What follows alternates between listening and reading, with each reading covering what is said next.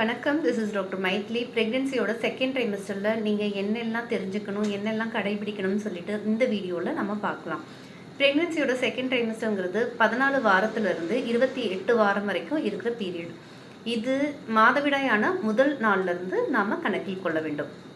முதல்ல உங்கள் உடலில் ஏற்படுற மாற்றங்கள் பற்றி பார்க்கலாம். உங்கள் உடல் எடை மாதத்திற்கு ஏறத்தாழ 2 கிலோ அதிகரிக்கும்.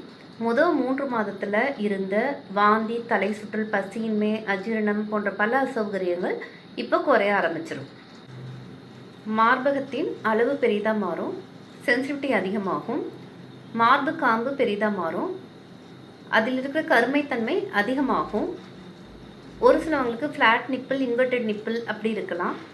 இந்த மாதிரி உள்வாங்கி இருந்துச்சுனாக்க நிப்பிள், நீங்கள் உடனே மருத்துவரின் ஆலோசனையை பெற வேண்டும். உங்கள் மார்பக அளவு பெரிதாக மாறுறதுனால அதற்கேற்றவாறு உள்ளாடைகளை நீங்கள் தேர்வு செய்யணும். சம்டைம்ஸ் ஸ்ட்ரெச் மார்க்ஸ் இருக்கலாம்.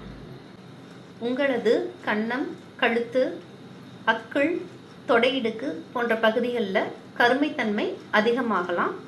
இது நார்மல் தான். டெலிவரிக்கு அப்புறம் அதுவே சரியாயிடும். வயிறு பெரிதாகும் போது முதுகெலும்பில் அதிக அழுத்தம் ஏற்படுறதுனால முதுகு வலி வரலாம். பெயின்கில்லர் ஆயின்மெண்ட் மருத்துவரின் ஆலோசனையின் பிரகாரம் பயன்படுத்தலாம்.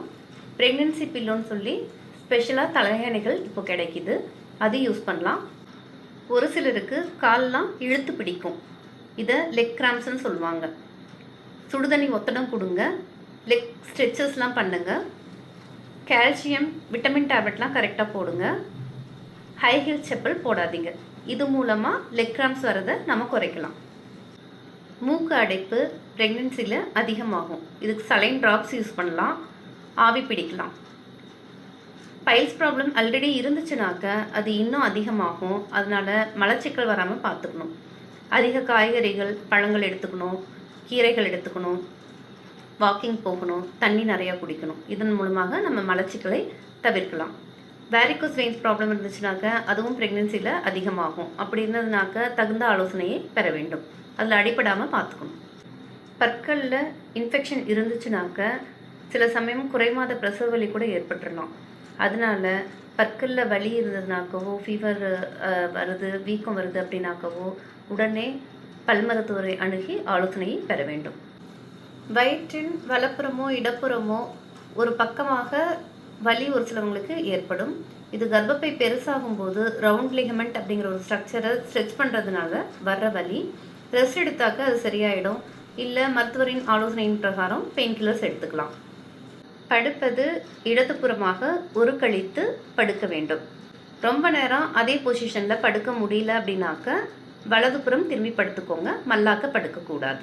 பிறப்புறுப்பின் வழியாக வெள்ளைப்படும் போது அது பச்சை நிறத்தில் இருந்தாவோ, இல்லை தயிர் மாதிரி வெள்ளையாக இருந்துச்சுனாக்கவோ, நமைச்சல் இருந்தாவோ, மீன் வாடை அடிச்சுனாக்கவோ, இல்லை துர்நாற்றம் அடித்தாவோ இன்ஃபெக்ஷன் இருக்குன்னு அர்த்தம். உடனே மருத்துவரை அணுகி ட்ரீட்மெண்ட் எடுத்துக்கணும். அதே மாதிரி சிறுநீர்ப்பை தொற்று இருக்கும்போது எரிச்சல், வலி மற்றும் அடிக்கடி சிறுநீர் கழித்தல் இந்த மாதிரி தொந்தரவுகள்லாம் இருக்கும். இப்படி இருந்துச்சுனாலும் உடனே ட்ரீட்மெண்ட் எடுத்துக்கணும். ஏன்னா இது ரெண்டுமே உங்களுக்கு குறைமாத பிரசவ வலி ஏற்படுவதற்கு வழிவகுக்கும். 5வது மாதத்தில் குழந்தை வளர்ந்து வயிறு வெளியே தெரிய ஆரம்பிக்கும். 20வது வாரத்தில் உங்கள் தொப்புள் வரைக்கும் குழந்தை வளர்ந்துருக்கும். வயிற்றில் ஸ்ட்ரெச் மார்க்ஸ் ஏற்படலாம். குழந்தையோட எடை மற்றும் உங்கள் தோலின் தன்மை அதை பொறுத்து அதிகமாகவோ கம்மியாகவோ இருக்கலாம். ஸ்ட்ரெச் மார்க்ஸ் குறையிறதுக்கு விர்ஜின் கோகோனட் ஆயில் அப்ளை பண்ணலாம். மருத்துவரின் ஆலோசனையின்படி மாய்ஸ்சரைசர்ஸ் அப்ளை பண்ணலாம். குழந்தையின் உறுப்புகள் உருவாவது ஏறத்தாழ 22 வாரத்தில் முழுமையடைஞ்சிடும். குழந்தை பார்க்க முடியும், குழந்தையால் உணர முடியும், குழந்தை நீங்கள் பேசுகிறத கேட்கலாம், குழந்தையோட மூமெண்ட்டை நீங்கள் 16 to 18 வீக்ஸில் உணரலாம். அடுத்தது ஸ்கேன். 18 வீக் 6 டேஸ்லேருந்து 22 வீக் 6 டேஸ் வரைக்கும் நாம் அனாமலி ஸ்கேன் பண்ணலாம். குழந்தையோட குறையை கண்டுபிடிக்கிறதுக்கு மிகவும் முக்கியமான ஸ்கேன் இது. இது ஆவரேஜாக 30 மினிட்ஸ் ஆகும் இந்த ஸ்கேன் பண்ணுறதுக்கு. பட் ஒரு சிலவங்களுக்கு குழந்தை திரும்பாமல் போச்சுனாக்கவோ, பனிக்கூடத்தில் தண்ணி கம்மியாக இருந்துச்சுனாக்கவோ, அம்மாவோட வெயிட் ஜாஸ்தியாக இருக்குது, வயிற்றில் ஃபேட் ஜாஸ்தியாக இருக்குதுனாக்கவோ, குழந்தை திரும்பி காமிக்கலைனாக்கவோ அதிக நேரம் தேவைப்படலாம்.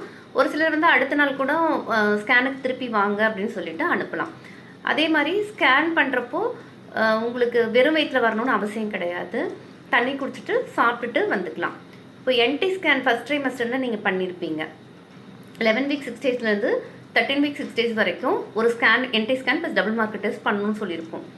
இந்த டெஸ்ட்டு டபுள் மார்க்கர் டெஸ்ட் எடுக்காமல் மிஸ் பண்ணவங்க இந்த டிஃபா ஸ்கேனோடு சேர்த்து ட்ரிபிள் டெஸ்ட், குவாட்ரிபிள் டெஸ்ட் அந்த மாதிரிலாம் வந்து ஆப்ஷன்ஸ் இருக்குது. அதெல்லாம் பண்ணிக்கலாம். இந்த டெஸ்ட் எதுக்குனாக்க ஒரு சில குரோமோசோம் ப்ராப்ளமை கண்டுபிடிக்கிறதுக்கு ஸ்கேனோட சேர்த்து அடிஷ்னலாக ஹெல்ப் பண்ணும். இது ஸ்கேனில் பிளாசண்டாவோட பொசிஷன் நார்மலாக இருந்தால் மட்டும்தான் நீங்கள் வாக்கிங், எக்ஸசைஸ், ப்ரெக்னென்சி யோகா அது எல்லாமே பண்ணலாம். பிளாசண்டா லோ லைங்னு கொடுத்துருந்தாங்கனாக்க நீங்கள் கம்ப்ளீட் ரெஸ்ட் எடுக்க வேண்டியிருக்கும்.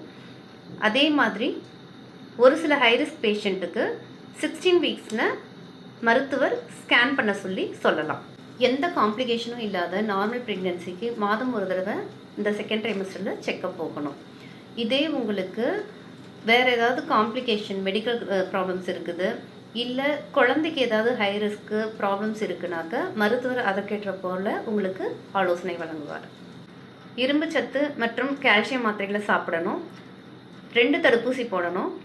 டிடி இன்ஜெக்ஷன் 2க்கும் நடுவில் மினிமம் 1 மந்த் கேப் இருக்கணும்.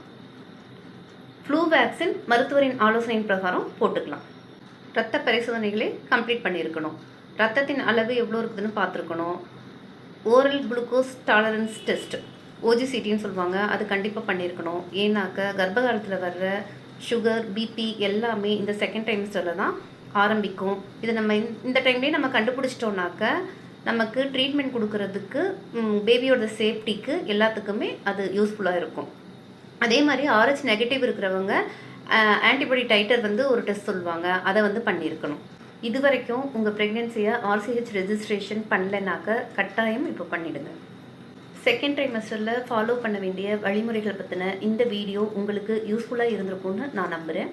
உங்களிடமிருந்து விடைபெறுவது டாக்டர் மைதிலி.